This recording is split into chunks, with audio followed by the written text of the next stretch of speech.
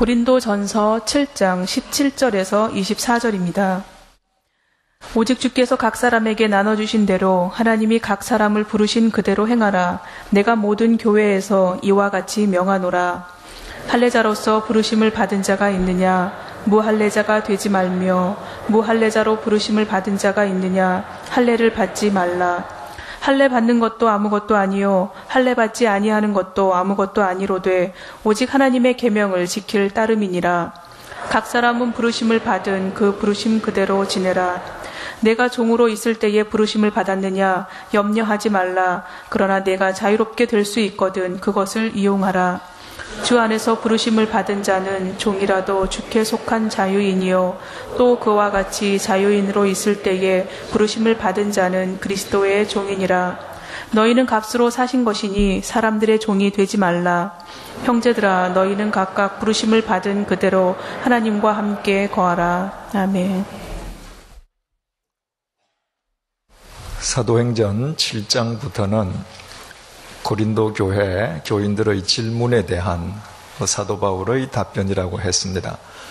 지난 시간에 살펴보았던 1절부터 16절까지는 결혼 여부에 대한 원칙, 또 독신자가 된 배우자와 사별한 독신자의 재혼 문제, 기혼자의 이혼 문제 등에 관한 고린도 교인들의 질문에 대해서 바울이 답변한 내용이었습니다.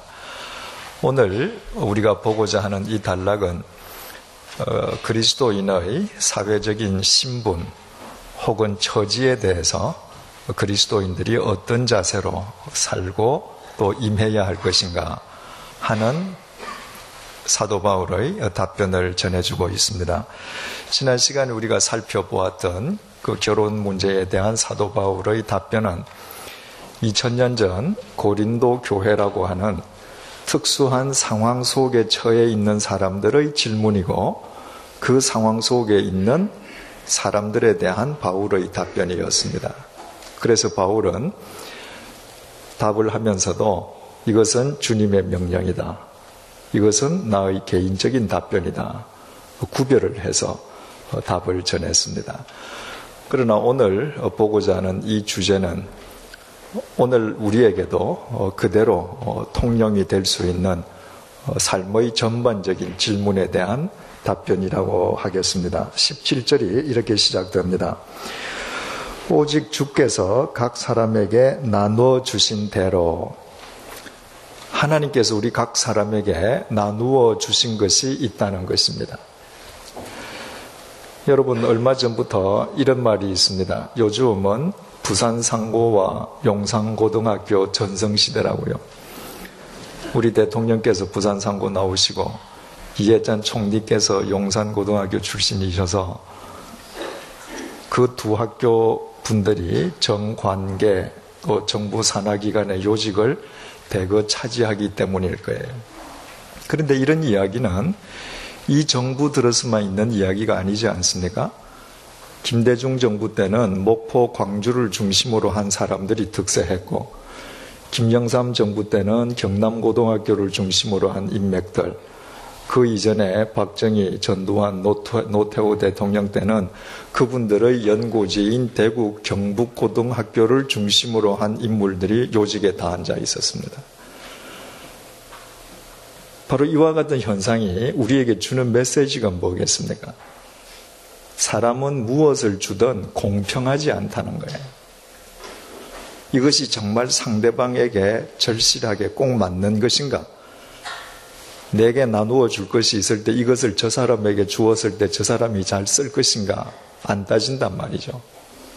누구한테 주는 것이 나한테 유리한가? 전부 개인적인 이유 때문에 나누어 줍니다. 그래서 항상 문제가 많아요. 또 나눠주고 나면 비판들이 많습니다. 그러나 하나님께서는 우리와 상대적인 관계를 맺지 않으시는 분이시지 않습니까?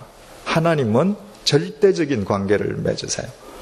뿐만 아니라 하나님께서는 내가 나를 아는 것보다 나 자신을 더 잘 아신다고 했습니다. 그렇다면 하나님께서 우리에게 주시는 것은 절대적으로 필요한 것들일 수밖에 없지 않습니까? 사람이 주는 것과는 결코 같을 수가 없겠죠. 그 하나님께서 주셨다고 하는 것이 도대체 무엇을 의미하는가? 17절입니다. 오직 주께서 각 사람에게 나누어 주신 대로 하나님이 각 사람을 부르신 그대로 행하라. 하나님께서 각 사람에게 나눠주신 것은 바꾸어 표현하면 하나님께서 부르신 것, 그걸 의미한다는 거예요. 그래서 부르신 그대로 행하라. 여기에서 행하라라고 하는 페리파테오 하는 헬라 말은 걸어가라 이 말이에요. 하나님께서 너에게 나눠주신 그대로, 하나님 아버지께서 너를 부르신 그대로 걸어가라는 거예요. 그리고 하는 말이 내가 모든 교회에서 이와 같이 명하노라. 이것은 단순히 고린도 교회라는 특수한 상황 속에 있는 그 교회에 대한 답변일 뿐만 아니라 모든 교회, 모든 그리스도인들에게 해당되는 명령이라는 거예요. 그럼 도대체 이게 무슨 말인가? 좀 더 구체적으로 살펴봐야 되겠죠? 18절 말씀입니다. 할례자로서 부르심을 받은 자가 있느냐? 무할례자가 되지 말며 무할례자로 부르심을 받은 자가 있느냐? 할례를 받지 말라. 무할례자는 할례를 받으려고 하지 말고 할례자는 무할례자가 되려고 하지 마라. 우리가 잘 알다시피 유대인들은 사내아이가 태어나면 태어난 지 8일 만에 생식기의 양피를 베어내는 할례를 행했습니다. 그러니까 할례를 행했다라고 하는 것은 그가 유대인이라는 말이죠. 유대인을 제외한 이방인들은 할례를 행하지 않았거든요. 2000년 전에 복음이 전해졌을 때 그 당시는 로마 제국 시대란 말이죠. 그래서 유대인들만 회심을 하고 교회 교인이 된 게 아니거든요. 외국인들도 이방인들도 교회 교인이 되었습니다. 자, 똑같이 교회 공동체의 교인이 됐는데 한 그룹은 할례를 행한 유대인들이에요. 한 그룹은 할례를 행치 않은 이방인들이에요. 그들 사이에 자연히 논쟁이 붙지 않겠어요? 할례를 행한 사람 가운데에 할례는 구원의 표식이라는 거예요. 구원의 조건이라는 겁니다. 그래서 할례를 받지 않는다면 절대로 구원 얻을 수 없다고 주장을 합니다. 그래서 할례를 받지 않은 이방인들 가운데에 예수 그리스도의 복음을 믿고 구원을 얻었다고 생각을 했다가도 할례를 받지 않으면 구원을 못 받는다고 하니까 굳이 할례를 받겠다는 자원자들이 있었단 말이죠. 또 이방인들, 할례 받지 않은 이방인들은 은혜로 구원을 받는데 할례라는 건 필요가 없다는 거예요. 할례 그 자체는 아무 의미가 없다는 것입니다. 그랬더니 할례를 행한 유대인들 가운데에 할례자이면서도 무할례자가 되려는 사람이 있었습니다. 할례를 지우려고 하는 사람이 있었어요. 요즘 말로 하면 성형수술을 해서 할례 안 받은 것처럼 하려고 하는 사람들이 있었던 것입니다. 지금 바울은 그들을 이야기하는 겁니다.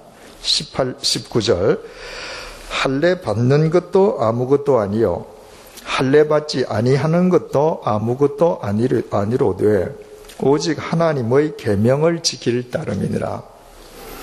이 할례 문제가 초대교회에서 고린도 교회뿐만 아니라 초대교회에서 얼마나 뜨거운 감자였는지 사도행전 15장을 보면 초대교회 지도자들이 예루살렘에 모여서 사상 최초의 공의회를 개최합니다. 그때 그 공의회의 주제가 할례 문제예요. 할례가 구원의 조건이냐 아니냐, 그리스도인은 할례를 받아야 되느냐 말아야 하느냐, 그 정도로 뜨거운 감자였습니다. 그런데 바울은 말하기를 할례를 받는 거 안 받는 거 그건 하나님 앞에서 아무것도 아니라는 거예요. 중요한 것은 하나님의 계명을 따라 사는 것이라는 겁니다. 그렇다면 바울의 이 말 자체가 서로 상충된다는 사실을 우리는 알게 돼요. 왜 유대인들이 그토록 할례에 집착을 했습니까? 단순히 그들의 관습이거나 그들이 이것이 옳다고 생각했기 때문이 아니었습니다. 할례 역시 하나님의 명령을 따르려고 했던 거거든요. 창세기 17장 10절에서 하나님께서 아브라함에게 이렇게 명령하셨습니다. 너희 중 남자는 다 할례를 받으라. 이것이 나와 너희와 너희 후손 사이에 지킬 내 언약이니라. 하나님께서 아브라함에게 할례를 행하라고 명령하셨습니다. 너희 후손도 다 이 명령을 지켜야 된다는 거예요. 그러니까 할례를 주장하는 자들도 하나님의 명령 때문에 주장하는데, 바울은 할례가 아무것도 아니다, 이 말은 바꾸어 말하면 하나님 말씀 따라 할례 행하는 거 아무것도 아니다, 이 말이잖아요. 그러면서 또 한편으로는 하나님의 계명을 지키는 것이 더 중요하다, 한편으로는 계명을 무시하는 듯한 발언을 하면서 한편으로는 계명을 지키는 것이 중요하다는 거예요. 바울이 하고자 한 이 말의 의미를 정확하게 알기 위해서는 하나님께서 왜 할례를 행하라고 하셨는지 그 할례의 본질적인 의미를 아는 것이 더 중요하죠. 여러분, 하나님 아버지께서 아브라함에게 할례를 행하라고 명하셨기 때문에 아브라함이 할례를 행함으로 그가 의로운 하나님의 백성이 되었습니까? 그렇지 않아요. 창세기 15장 6절에 하나님께서 할례를 행하라고 명령하시기 이전에 이미 아브라함이 여호와 하나님을 믿음으로 하나님께서 그의 믿음을 의롭게 여기셨다고 되어 있습니다. 아브라함은 하나님을 믿음으로 하나님의 은혜로 이미 의롭다함을 받았던 사람이에요.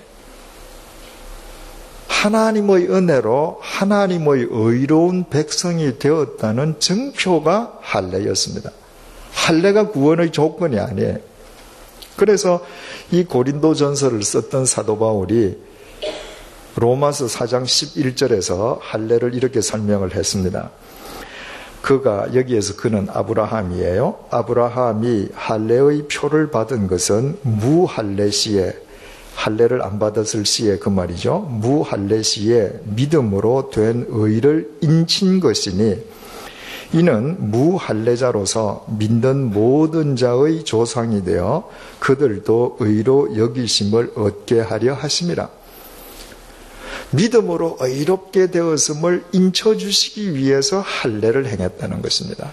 그러므로 생식기의 양피를 베어내는 할례, 그 육체적인 표 자체가 중요한 것이 아니라 그가 이미 믿음으로 하나님의 은혜를 받았다고 그의 중심이 하나님을 향해 확정되는 것이 더 중요했던 것입니다. 바로 하나님께서 내게 새로운 생명을 주셨고, 그래서 나의 생명은 오직 주님을 향해 내 중심이 확정된다는 그 증표가 할례였단 말이죠. 그런데 이스라엘 백성들은 이 마음은 딴 데가 있습니다. 그리고 단순히 자기의 육체의 한 부분을 칼을 대고 할례를 행했다는 것만으로 구원받은 것처럼 착각을 했습니다. 그래서 이미 모세 시대에 하나님 아버지께서는 신명기 30장 6절을 통해서 이렇게 말씀하셨어요. 내 하나님 여호와께서 내 마음과 내 자손의 마음에 할례를 베푸사. 이미 신명기에서 하나님께서는 육체의 할례라는 말씀을 하시지 않고 너와 네 자손의 마음에 할례를 행하사 내게 마음을 다하여 뜻을 다하며 내 하나님 여호와를 사랑하게 하사 내게 생명을 얻게 하신 것이다. 그래서 육체의 할례보다는 그 마음이 주님을 향하는 마음의 할례가 더 중요함을 이미 신명기에서부터 하나님께서는 일깨워 주셨습니다. 바울은 지금 그 이야기하는 거예요. 할례를 받지 않았느냐? 할례를 받지 않은 그 상태에서 하나님의 말씀을 지키는 것이 더 중요하다는 거예요. 네가 할례를 받았느냐? 할례를 받은 상태에서 하나님의 말씀대로 사는 것이 더 중요하다는 것입니다. 네가 부르심을 받았을 때 그 상태에서 하나님과 동행하는 것이 더 중요하다는 거예요. 여러분, 할례자가 요즘 말로 이야기하면 뭐죠? 국내인. 무할례자는 어떤 사람들이에요? 외국인이에요. 그러면 요즘 사는 우리에게 이 말씀을 적용시키면 어떤 말이 돼요? 네 국적이 뭐냐? 네가 한국 사람이냐? 무할례자가 할례자 흉내를 내지 말듯이, 할례자가 무할례자를 모방하려고 하지 말듯이, 너 한국 그리스도인이냐? 미국 사람 흉내 내지 말고, 유럽 사람 흉내 내지 말고, 너 한국 사람, 너 그 상태로 하나님을 섬기라는 거예요. 왜? 나를 한국 사람으로 태어나게 하신 것이 하나님 뜻이거든요. 내가 이민 가서 국적이 바뀔 수 있습니다. 미국 시민권 가질 수 있습니다. 그러나 하나님께서는 나를 한국인으로 만드셨잖아요. 네가 한국인의 정체성을 갖고 주님의 뜻을 따라 사는 것. 그것이 내가 미국 시민권 가지고 있느냐, 영주권 가졌느냐, 무슨 스위스 영주권 가졌느냐, 그보다 하나님 말씀대로 사느냐 안 사느냐, 그것이 더 중요하다. 20절 말씀요. 각 사람은 부르심을 받은 그 부르심 그대로 지내라. 부르심을 받은 그대로, 두 번째 그대로 지내라 라고 이야기하는데, 첫 번째 부르심을 받은, 그거는 부르다는 동사의 수동태 형태죠. 그러니까 동사고, 두 번째 부르심을 받은 그 부르심 그대로 할 때 부르심은 클래시스인데, 부르심을 받았을 때의 그 상태라는 말입니다. 그 상태대로 하나님 앞에서 걸어가라는 거예요. 그러면서 또 21절에서 이렇게 말을 합니다. 내가 종으로 있을 때에 부르심을 받았느냐 염려하지 마라. 여기에서 종이라고 하는 것은 우리 다 주님의 종이라고 말하지 않습니까? 그러니까 오늘날 우리가 주님의 종이라고 우리 스스로 고백할 때의 이 의미와 2000년 전에 둘로스 종이라는 의미는 전혀 다른 거죠. 그죠? 2000년 전에는 철저한 계급사회로 노예가 있던 시절이잖아요. 그 노예를 가리키는 겁니다. 그 노예는 내 생명이 내 생명 아니죠. 나의 재산이 없죠. 나의 인격이라는 것이 없죠. 나는 그냥 주인의 도구입니다. 네가 그런 노예로 사냐? 그래도 염려하지 마라. 이 염려하지 말라는 헬라 말은 거리끼지 말라는 거예요. 네가 그런 노예라고 할지라도 전혀 거리낄 것이 없다. 21절 하반절요. 그러나 내가 자유롭게 될 수 있거든 그것을 이용하라. 네가 노예인데 자유인이 될 수 있는 길이 있다면 굳이 피할 것 없다. 그 길로 가라 그 말이죠. 그런데 그러나 하는데 일자가 있죠. 이런 숫자가 있을 때는 밑에 준안에 뭐가 있다는 말이잖아요. 그죠? 제일 아래 준안을 보니까 뭐라고 되어 있습니까? 또는 자유할 수 있어도 그대로 지내라. 바로 이 21절 하반절은 문법적으로 자유할 수 있는 길이 있거든 그 길을 택하라라고도 번역할 수 있고, 자유할 수 있는 길이 있어도 그대로 지내라고도 번역할 수 있어요. 그러니까 실제로 사도 바울이 어떤 의미로 이 말을 기록했는지는 우리는 정확하게 알 수가 없습니다. 중요한 것은 21절의 무게는 뒤에 있는 것이 아니라 앞에 있는 것이라는 거예요. 네가 노예라고 할지라도 거리끼지를 말라. 거리끼지 않을 수 있는 근거, 이유가 도대체 무엇인가? 22절요. 주 안에서 부르심을 받은 자는 종이라도 주께 속한 자유인이기 때문이라는 거예요. 내가 이 세상에서 나의 신분이 종이고 노예일 수 있습니다. 그러나 내가 눈을 들어서 하나님을 봅니다. 하나님과 나와의 수직적인 관계 속에서 보면 하나님은 우리를 자유하게 하시는 분이세요. 무슨 자유를 주시는가? 첫째, 죄와 사망으로부터 자유를 주시는 분이시죠. 바울이 로마서 8장 1절 2절에서 이렇게 증거했습니다. 그러므로 이제 그리스도 예수 안에 있는 자에게는 결코 정죄함이 없나니 이는 그리스도 예수 안에 있는 생명의 성령의 법이 죄와 사망의 법에서 너를 해방하였음이니라. 하나님께서 보내신 성자 하나님께서 십자가에서 우리의 제물이 되어서 돌아가셨지 않습니까? 따라서 죄의 삭은 사망이므로 우리는 모두 죽어야 하는데 그 죄로부터 자유함을 얻었습니다. 그걸로 끝났으면 사망으로부터는 우리가 자유함을 못 얻는데 그 예수님께서 죽음을 깨뜨리시고 부활하심으로 우리에게 영원한 생명의 길이 주어졌단 말이죠.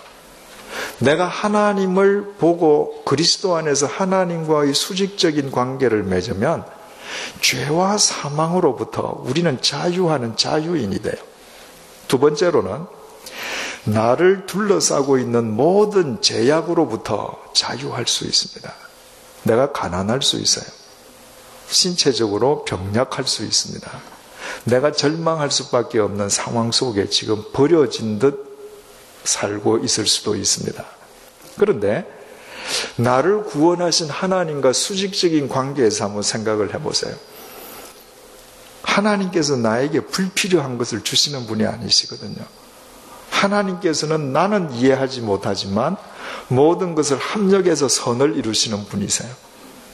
하나님께서 지금 이것을 주신 것은 장차 내게 나타날 영광이 지금의 고난과 좋게 비교할 수 없음을 내가 알 수 있게 되는 것입니다. 그러므로 나를 둘러싸고 있는 모든 제약으로부터 자유함을 얻습니다.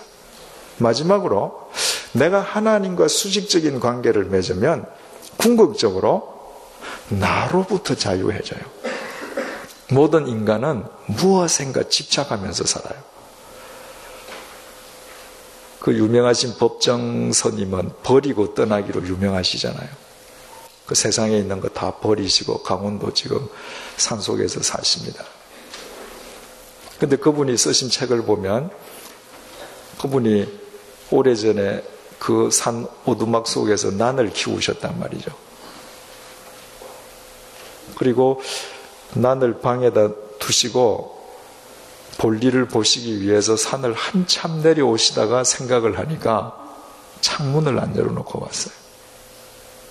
그리고 당신께서 며칠 동안 도시에 나가서 일 보시고 가면 난이 문제가 생길 것 같단 말이죠. 그래서 허겁지겁 숨을 헐떡거리면서 다시 산으로 올라갑니다. 그리고 창문을 여는 순간에 그분이 깨닫잖아요. 아, 내가 난이라는 데 집착해서 이 감옥 속에 갇혀있구나. 여러분, 대문 열고 나가면 그 산에 온 산천초목인데 그 화분에 있는 그거 하나에 집착하고 있는 거예요. 내가 무엇에 집착하고 있다는 것은 바꾸어 말하면 거기에 내 마음이 끌려가는 거예요. 끌려가 있는 겁니다. 욕망으로 바탕하는 내 마음이 거기에 쏠려 있는 거예요. 따라서 나의 바깥에 있는 무엇에 집착하든 사실은 집착은 바깥을 향한 것이 아니라 나 자신에 대한 집착이에요. 그러나 우리가 나를 부르신 하나님을 한번 보고 수직적인 관계를 맺어 보십시오. 위의 것을 보고 위의 것을 한번 추구해 보십시오. 영원하고 참된 가치는 위에서만 내려옵니다. 그 가치 있는 것을 한번 보면 내가 집착하고 있는 것이라는 것은 실은 내 생명을 갉아먹는 것이지 나에게 영원한 가치를 주지 못한다는 것을 비로소 깨달아요. 그때 우리는 나라는 우물에서부터 나로부터 자유하는 그리스도인이 되는 것입니다. 주님은 우리를 자유케 하셔요. 하나님과의 관계에서 그 자유를 얻고 나면 내 사회적인 신분이 무엇이든 나의 경제적 처지가 어떻든 아무 문제될 것이 없죠. 그러니까 바울이 네가 지금 노예냐? 그래도 거리끼지 마라. 왜? 너는 자유인이다. 네가 자유인이라는 걸 알면 어디서든지 자유하게 살 수 있지만 네가 자유인이 아니면 자유를 준다 할지라도 너는 너 감옥에서 헤어나지 못한다. 지금 바울은 그 말을 하는 것이죠. 22절 주 안에서 부르심을 받은 자는 종이라도 주께 속한 자유인이요 또 그와 같이 자유인으로 있을 때에 부르심을 받은 자는 그리스도의 종이니라. 노예와 반대되는 개념. 나는 자유하는 사람이에요. 내가 사람을 노예를 부리는 입장이에요. 네가 자유한 처지에 있을 때 하나님의 부르심을 받았느냐? 그것은 너 마음대로 살라심이 아니라 그리스도의 종으로 살게 하시기 위함이라는 것입니다. 우리가 십자가의 삶을 산다는 것은 하나님과 수직적인 관계를 맺고 사람들과 수평적인 관계를 맺는 거 아닙니까? 하나님과 수직적인 관계를 맺고 내가 옆에 있는 사람들과 수평적인 관계를 한번 보십시오. 내가 다른 사람보다 지위가 좀 높을 수 있어요. 나는 자유하는 사람일 수 있어요. 그러면 하나님께서 요구하시는 게 뭐죠? 그래, 그걸로 너 마음대로 살아라. 그게 아니라 너 곁에 있는 사람들을 그리스도의 종으로 섬겨라. 사도 바울이 이것을 갈라디아서에서 아주 잘 정리를 해서 말을 했습니다. 갈라디아서 5장 13절입니다. 형제들아, 너희가 자유를 위하여 부르심을 입었으나 그러나 그 자유로 육체의 기회를 삼지 말고 오직 사랑으로 서로 종노릇하라. 자유인만 사랑으로 종노릇할 수 있습니다. 누구의 억압에 의해서, 강압에 의해서 하는 것은 절대로 사랑의 행위가 아니죠. 사랑은 예수 그리스도에게 뿌리를 둔 철저하게 자발적인 행위입니다. 그러므로 자유인만 그리스도의 종으로 사랑의 종노릇을 할 수 있는 것입니다. 네가 누구의 종이냐? 자유인인 것을 잊지 마라. 네가 자유인이냐? 그리스도의 종인 것을 잊지 말라. 23절 너희는 값으로 사신 것이니 고린도전서 6장 20절에서 이미 살폈죠. 그죠? 너희는 값으로 사신 것이다. 그때 말씀드린 바와 같이 여러분들께서 지금 지니고 계신 것 가운데에 여러분들이 가장 소중하게 여기시는 것들이 무엇입니까? 사랑하는 사람으로부터 받은 의미로운 선물도 소중하겠지만 결국 소중한 것은 내가 비싼 돈을 내고 산 게 더 소중합니다. 싸구려일수록 소중하지 않죠. 하나님께서는 당신의 생명을 주고 우리를 사셨지 않습니까? 하나님께 얼마나 귀한 존재들입니까? 그래서 사람들의 종이 되지 말라.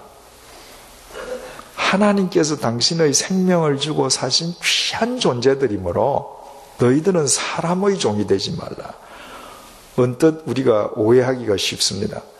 2000년 전에 이 편지를 받은 그리스도인들이 사람의 종이 되지 말라 그러네. 그러면 나는 지금 노예인데 도망가야 되겠다. 21세기를 사는 오늘날 나는 회사 직원인데 사람의 종이 되지 마라. 내 회사에 가면 전부 다 상사들 뿐인데 그럼 그 회사 사표 내어야 되겠다. 그 의미가 아니죠. 내가 회사 직원이다. 내가 내 상사를 모시는 사람이다. 그리스도인으로 여전히 나는 내 상사를 모시죠. 왜? 그 사람의 종이 아니라 그리스도의 종이기 때문에 그 사람을 모시는 거예요. 내가 그 사람의 종으로 그 사람을 모신다는 것과 그리스도의 종이기 때문에 소명으로 모신다는 것은 전혀 다른 얘기가 되는 거죠. 제가 한 10년 전에 재벌 그룹에 동남아 총괄 사장이신 분을 동남아 어느 국가에서 만났습니다. 동남아에 있는 여러 나라의 그 그룹의 지휘회사들을 거느리시는 총책임자셨는데, 그 요즘 말로 하면 그야말로 유능한 CEO지요. 얼마나 많은 사람들이 부러워하겠어요. 그분하고 저녁을 먹고 나서 그분이 제게 이런 얘기했습니다. 목사님, 전 노예입니다. 전 현대판 노비 문서에 서명한 사람입니다. 이름이 좋아서 총괄사장이죠. 저한테는 자유가 없습니다. 내일이라도 인사발령장 한 장 나와서 가하면 끝입니다. 그래서 우리 회사에 있는 정말 똑똑한 엘리트들한테는 차라리 너희들 나가서 네 장사해라고 얘기합니다. 그분은 어떤 분이세요? 불쌍하게도 그 재벌 회사 총수의 종이 되어 있는 분입니다. 여러분, 재벌 회사의 CEO로서 그리스도의 종으로서 그 일을 감당한다면 하나님께서 주신 그 자리를 이용해서 위로는 총수를 섬기고 옆으로는 동료들을 섬기고 아래는 부하 직원들을 사랑하면서 얼마나 아름다운 일을 많이 할 수 있겠어요. 내가 그리스도의 종으로서 사람을 섬기면 자존심이 상하지 않습니다. 내가 그리스도의 종으로서 사람을 섬기면 굴함이 있을 수가 없어요. 내가 그리스도의 종으로서 사람을 섬기면 지금 이 순간에 괴로움이 있어도 하나님을 보면서 한 단계 그 다음을 또 봐요. 그러나 내가 주님을 믿는다라고 하면서도 그리스도의 종으로 사람을 섬기지 않고 그리스도보다 사람을 더 중히 여기는 사람의 종이 될 때 우리는 평생을 자유인이 아닌 비굴함 속에서 노예의 열등감 속에서 살아가야 되는 겁니다. 그래서 사도 바울은 지금 이 편지를 받는 사람들 가운데는 노예도 있잖아요. 분명히 사람의 종이거든요. 그런데 사람의 종이 되지 마라. 그리스도의 종, 자유인으로 그 일을 기꺼이 행하라. 24절, 형제들아 너희는 각각 부르심을 받은 그대로 하나님과 함께 거하라. 부르심을 받은 그대로. 지금 바울이 똑같은 말을 3번을 반복했죠. 부르심 받은 그대로, 나눠주신 그대로 하나님과 함께 거하라. 자, 그러면 하나님께서 너희들에게 나눠주신 거라는 게 도대체 뭐예요? 부르심을 받은 그대로 하나님과 거하라. 지금 바울이 이야기하고자 하는 이 본문을 한마디로 줄여서 이야기하면 뭐예요? 하나님께서 너를 부르실 때의 상황을 회피하지 말고 그 상황에서 그리스도인으로 걸어가라는 거예요. 17절을 다시 보겠습니다. 오직 주께서 각 사람에게 나눠주신 대로. 나눠주신 게 뭐죠? 우리가 처해 있는 상황이에요. 하나님께서 우리를 부르실 때 내가 지금 막 부르심을 받은 자라면 내가 부르심을 받을 때의 상황이에요. 나눠주신 그 상황 그대로 하나님이 각 사람을 부르신 상황 그대로 행하라. 그 상황 속에서 그리스도인으로 걸어가라. 이것은 모든 교회에 이와 같이 명하는 바다. 여기에서 어떤 교인도 예외일 수는 없다는 거예요. 하나님께서 너를 부르실 때의 상황을 존중하고 그 상황 속에서 걸어가라. 이 말은 죄의 상태에 그대로 머물러 있으라는 말이 절대 아니죠. 주님을 믿는다라고 하는 것은 회개, 돌아서는 거지 않습니까? 죄의 상태는 떠나는 겁니다. 여기에서 말하는 상황이라는 것은 나의 사회적인, 경제적인, 신체적인 상황 그 자체를 회피하지 말고 그 상황에 있던 그 모습 그대로 네가 그리스도인으로서 해야 할 것을 하고 하지 말아야 될 것을 하지 말면서 걸어가라는 것입니다. 왜 그럴까요? 아까도 말씀드렸듯이 하나님께서는 나보다 나를 더 잘 아시는 분이세요. 하나님께서 부르실 때 나의 상황에 아니면 현재의 나의 상황에 내가 논리적으로 이해할 수 없는 고통스러운 상황이라 할지라도 그 상황 속에서만 하나님과 나 사이의 관계가 가장 깊어질 것을 하나님은 아시는 것입니다. 그래서 그 상황 속에서 그리스도인으로 걸어가라는 거예요. 그것이 너한테는 필요하다는 것입니다. 여러분, 우리는 아브라함이 믿음의 조상인 것을 잘 알지 않습니까? 그런데 하나님께서 아브라함을 어떤 상황 속에서 부르셨어요? 이사야서 51장 2절 말씀입니다. 너희의 조상 아브라함과 너희를 낳은 사라를 생각하여 보라. 아브라함이 혼자 있을 때에 내가 그를 부르고 그에게 복을 주어 장성케 하였느니라. 하나님 말씀입니다. 얘들아, 내가 아브라함 언제 불렀는지 아니? 아브라함이 혼자 있을 때 그 상황 속에서 내가 불러서 이렇게 말씀하셨습니다. 개역 성경은 이 혼자라는 말을 더 강하게 혈혈단신으로 있을 때 이렇게 번역을 했습니다. 그 당시 아브라함이 혈혈단신 독신자였습니까? 아니었죠. 아내 사라가 있었습니다. 그런데 왜 혼자라고 그러죠? 그 당시의 재산은 자식 수란 말이죠. 자식이 많아야 성공한 사람입니다. 그런데 75세가 되기까지 사라는 자식을 갖지 못했습니다. 75세가 되기까지 그 당시의 사회적인 통념과 개념으로는 아브라함은 실패한 사람입니다. 비록 곁에는 내 처가 있지만 아브라함은 남 모르는 고독감과 외로움 속에서 살았습니다. 그 고독 속에 하나님의 말씀이 임했을 때 아브라함은 그 말씀을 쫓아서 본토 친척 아비집을 버리고 갈 수 있었습니다. 만약에 아브라함의 상황이 세속적인 관점에서 행복한 상황이었다면 하나님의 말씀이 100번 들려도 안 따라갔을 것입니다. 아브라함에게 필요한 상황을 하나님께서 주신 겁니다. 그리고 아브라함으로 하여금 그 상황 속에서 걸어가게 하시는 거예요. 그리고 그 상황 속에서 아브라함을 아브라함으로 하나님께서 새롭게 빚어가시는 것입니다. 여러분, 우리 요셉을 잘 알지 않습니까?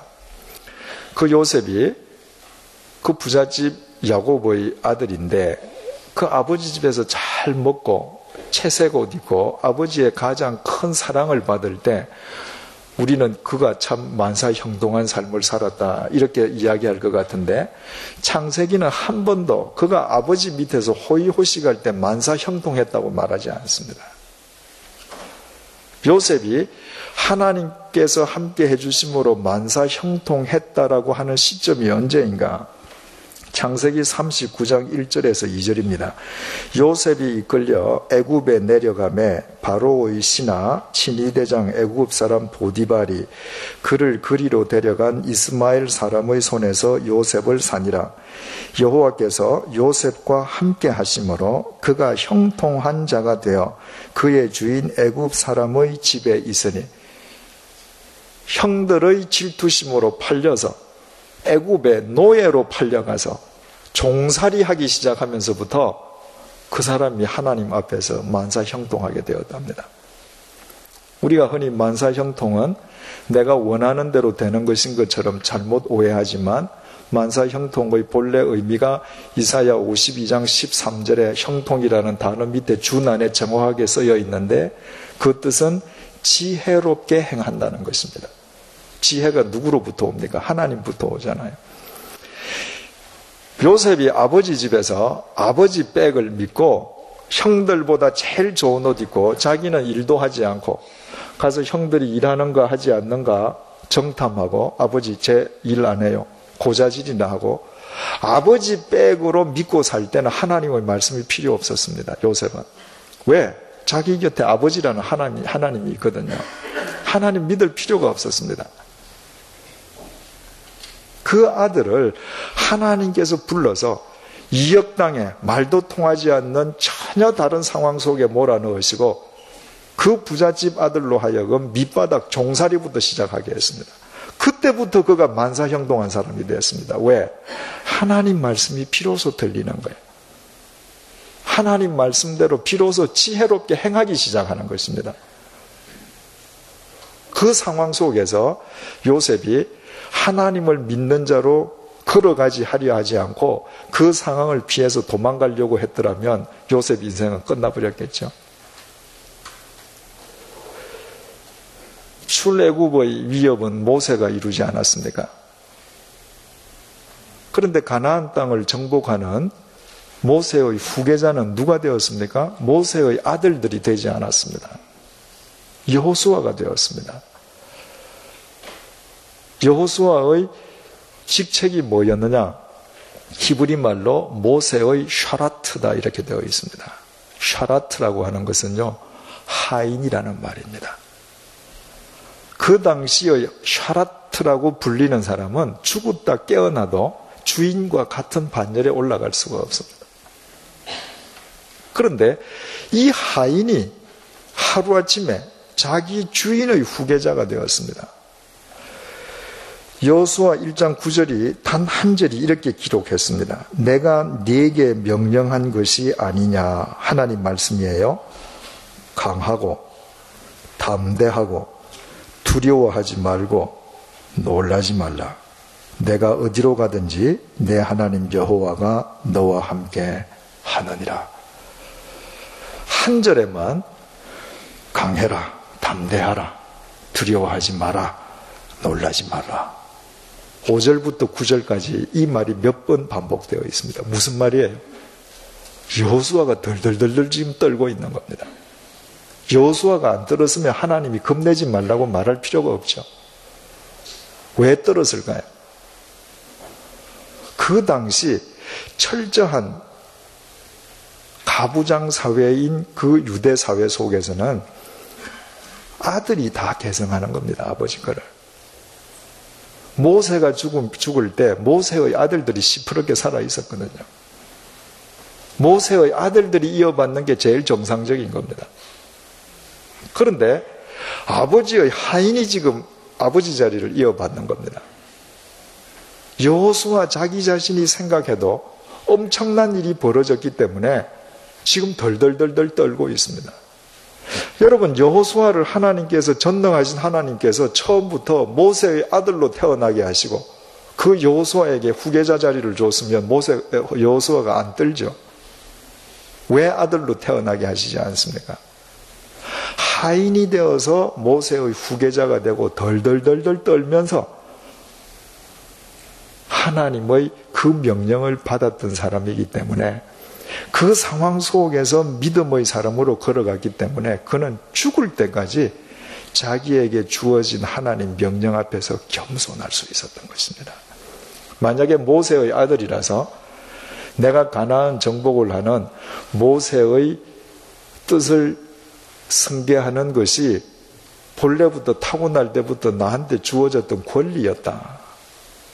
그러면 여호수아처럼 죽을 때까지 겸손하지 못했을 것입니다. 여호수아가 죽을 때 유언을 이렇게 하잖아요. 너희 조상들이 강 저쪽에서 섬기던 신들이든지 또는 너희가 거주하는 땅에 있는 아모리 족속들의 신들이든지 너희가 섬길 자를 오늘 택하라. 오직 나와 내 집은 여호와를 섬기겠노라. 죽을 때 유언입니다. 이스라엘 백성들한테. 너희들 애굽에서 섬기던 신들, 지금 우리 가나안 땅에 들어와서 여기서 원주민이 섬기는 우상들, 너희들 좋으면 그거 섬겨라. 그러나 나 그리고 내 자식들은 하나님만 섬길 것이다. 일평생토록 그는 겸손하게 살다 간 것은 하나님께서 부르신 그 상태 그대로 일평생을 걸어갔기 때문입니다. 사사기라고 하는 것은 이스라엘이 위급함에 처했을 때마다 하나님께서 구원자를 보내셔서 이스라엘 백성들을 그 위급함에서 구해낸 역사의 이야기이지 않습니까?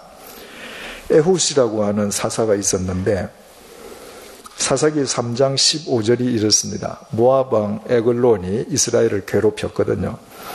이스라엘 자손이 여호와께 부르짖음에 여호와께서 그들을 위하여 한 구원자를 세우셨으니 그는 베냐민 사람 게라의 아들 왼손잡이 에훗이라. 여러분 성경을 읽을 때 이런 전혀 일반적으로 나타나지 않는 표현이 나올 때는 여러분들 꼭 유의를 하십시오. 그냥 에글론이 이스라엘 백성들을 괴롭힐 때 하나님께서 한 구원자를 세우셨는데 베냐민 사람 에훗이다 이렇게 기록하지 않았습니다. 왼손잡이 에훗이다. 히브리 원문을 보면 왼손잡이라고 우리말로 번역되어 있는 그 부분이 히브리말로 뭐라고 기록이 되어 있냐면 오른손을 쓰지 못하는 에훗이다 이렇게 되어 있습니다. 에훗은 오른손을 못 쓰는 사람이에요. 한 팔에 장애가 있는 사람입니다. 하나님께서 에훗이라는 사사를 부르실 때에 두 팔을 다 움직이는 건강한 상태에서 부르시지 않았습니다. 한 팔을 못 쓰는 육체적인 장애가 있는 상황에서 그를 사사로 세우셨습니다. 왜? 그런 상황 속에서만 그가 하나님의 무슨 명령이든지 절대 승복하는 하나님의 사람일 수 있거든요. 에훗이 하나님께로부터 받은 명령이 뭐예요? 모압 왕 에글론의 방에 들어가서 혈혈단신으로 들어가서 그를 무찌르는 겁니다. 자기 능력이 있는 사람 같으면 딴짓하지 그 위험한 데 들어가겠습니까? 내게 이런 장애가 있음에도 불구하고 하나님께서 써주시기 때문에 위험함 속에서도 자기를 던져서 하나님의 뜻을 이루는 것입니다.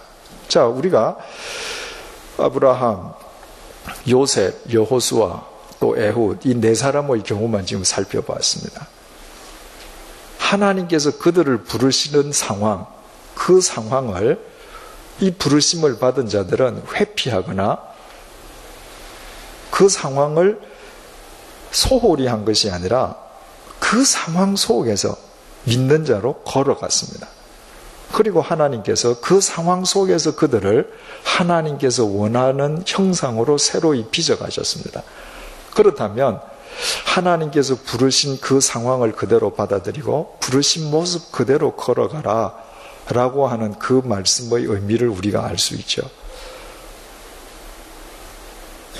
오늘 아침 우리 강원수 전도사님이 쓴 새벽 묵상문에 보면 창세기 38장에 유다와 관련해서 하나님께서 거품을 빼셨다 이런 구절이 있습니다. 참 적절한 표현이죠. 아브라함을 왜 혈혈단신 상황에서 부르시죠? 아브라함의 거품을 빼는 겁니다.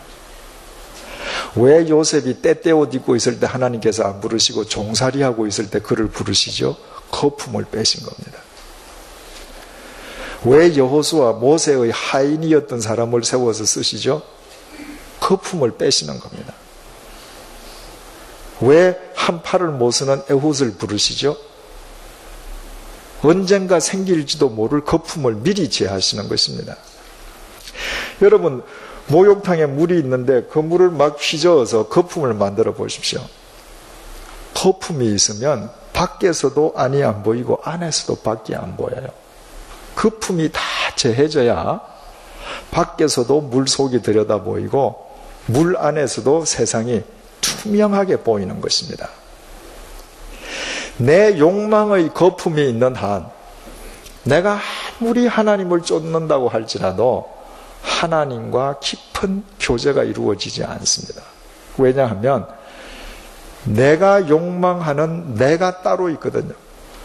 이 거품이 빠질 때만 하나님께서 나를 진흙처럼 새롭게 빚으시는 것입니다. 그래서 사도 바울은 하나님께서 너를 부르실 때 상황이 어떤 상황이냐? 그대로 걸어가라. 척하지 마라. 많은 사람들이 사업을 하다가 어려워졌는데 여전히 안 어려운 척합니다. 여러분, 내 사업이 어려워졌다면 경제적으로 공공한 그 상황 속에서 하나님께서 나를 빚으시기 원하시는 모습이 있지 않겠어요? 척하는 한은 안 됩니다. 하나님께서 아브라함에게 창세기 17장 1절을 통해서 이렇게 말씀하십니다. 하나님이 99세 때에 여호와께서 아브라함에게 나타나서 그에게 이르시되 나는 전능한 하나님이라 너는 내 앞에 행하여 완전하라. 여기에서 아주 중요한 네 단어를 따진다면 아브라함 99세 이렇게 되어 있습니다. 75살에 하나님 음성을 들었잖아요. 혈혈단신일 때 내 소망은 진짜 저분밖에 없구나. 저분을 쫓았습니다. 그로부터 24년을 그 상황에서 걸어갔는데 24년이 지났는데 여전히 자식이 없습니다. 그 99세 때 하나님께서 하시는 말씀이에요. 아브라함아, 나는 전능한 하나님이다. 내가 능력이 없어서 24년 동안 너 그 상황에 걸어가라는 거 절대 아니다. 난 전능한 하나님이다. 계속 걸어가라. 어디를? 내 앞을 걸어가라. 내 앞을 걸어가면 하나님은 우리 뒤에서 백그라운드 되시는 거죠. 내가 뒤에서 따라간다. 그래서 너는 온전해진다. 어떻게? 그 상황을 네가 통과해야 내가 너를 비로소 빚어낼 수 있다는 거예요. 그 상황을 통과하면서 비로소 아브라함은 믿음의 조상이 되지 않았습니까? 여러분, 지금 여러분들 어떤 상황 속에 계십니까?